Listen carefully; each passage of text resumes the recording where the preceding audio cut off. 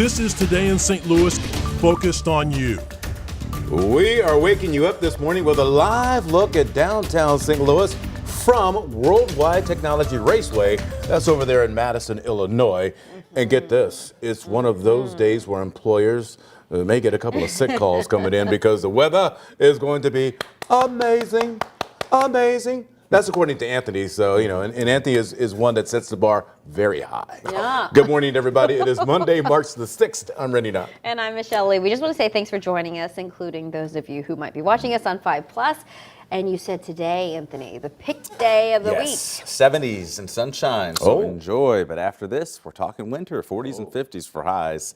And snow may not be done with us just yet. I know. It's not that bad. 40s and 50s is not that bad. It's not terrible, but when you've got 70s on the board, well, yeah. And then you go straight to, 40s and 50s. 70. 20 to 30 degree drop. And, you know what mama says. What? Take your vitamin C, because that's the kind of weather to make you sick. I thought you were going to say knock you out.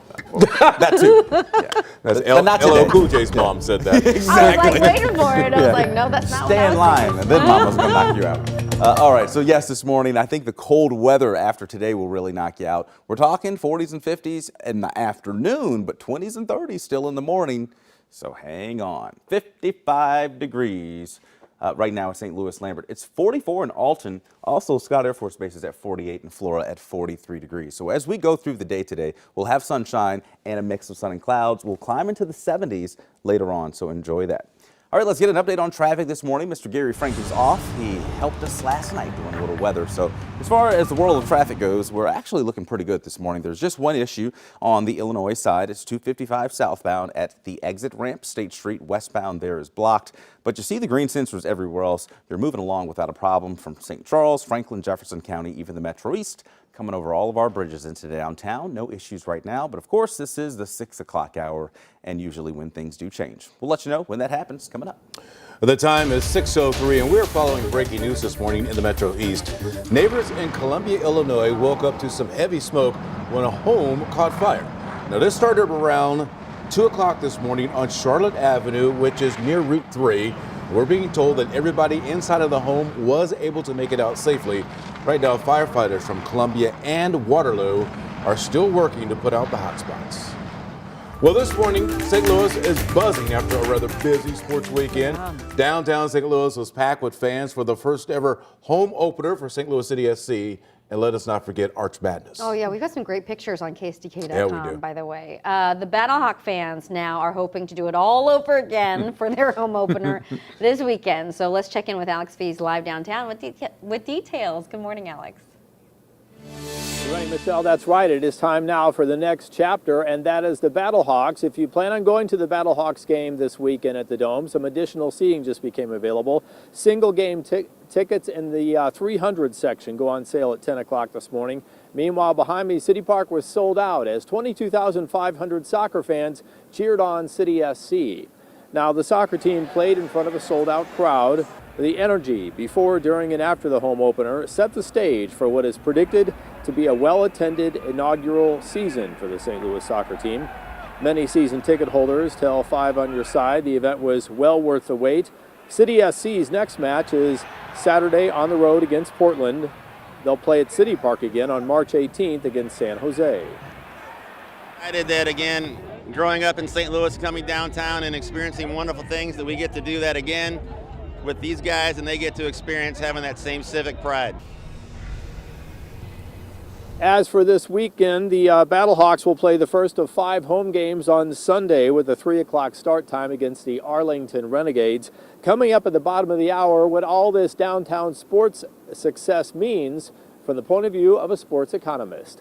Live this morning in Midtown, Alex Fees, 5 on your side. All right, thank you, Alex. And right now we want to see your photos of you cheering on St. Louis City SC back on Saturday night. So go ahead, get your phone, text us some pictures, use your full name, and let us know where you are watching. Just send all of that to 314-425-5355, and then stick around.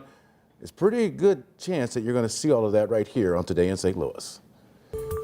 Well, this morning, many Missourians are taking advantage of the skyrocketing marijuana business. Just for the month of February, sales exceeded $100 million since becoming legal in the Show Me state. Our Mercedes McKay is joining us live from North County this morning with a look at the success of the first month. Good morning, Mercedes.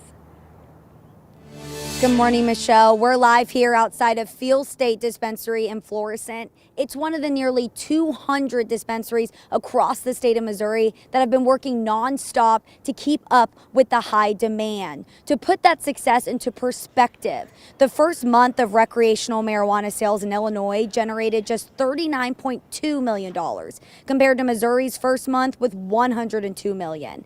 That sales record includes $13 million from the very first weekend alone. Here at Field State Dispensary, they went from seeing about 150 people a day to about 550 overnight.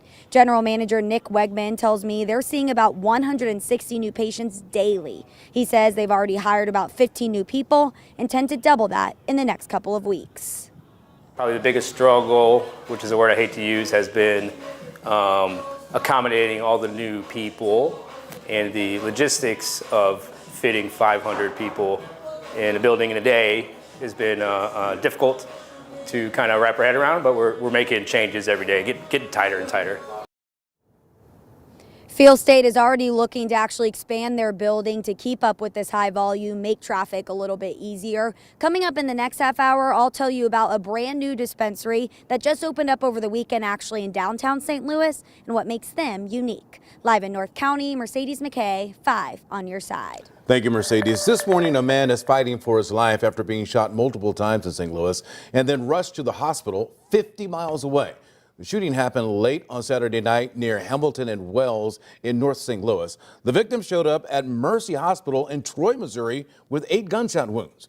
He was later taken to a hospital in Creve Coeur for surgery. Police are working to find out the shooter this morning.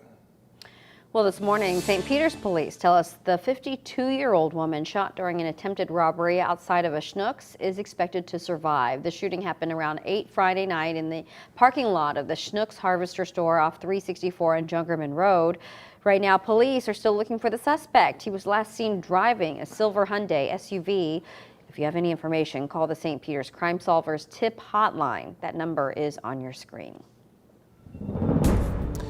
All right, let's switch gears here and talk about your weather first forecast. Enjoy today. It'll be nice and sunny. Aside from just a few clouds around, we'll have mild air in place with 70s for highs later on. Now, tomorrow we turn mostly cloudy. In the evening, there is a chance of some light rain overnight as well. Once we get into Wednesday, notice here on the map, it'll be cold enough where we could see a few snowflakes mix in with the rain on Wednesday morning before we dry out through most of the day. And then Wednesday night, the return of more rain. Even through Thursday, it stays damp. So the next couple of days, temperatures coming on down, 50s tomorrow, and then Wednesday and Thursday, we're stuck in the 40s, and we actually get stuck there for maybe a couple of weeks. We'll show you that extended outlook in just a few minutes.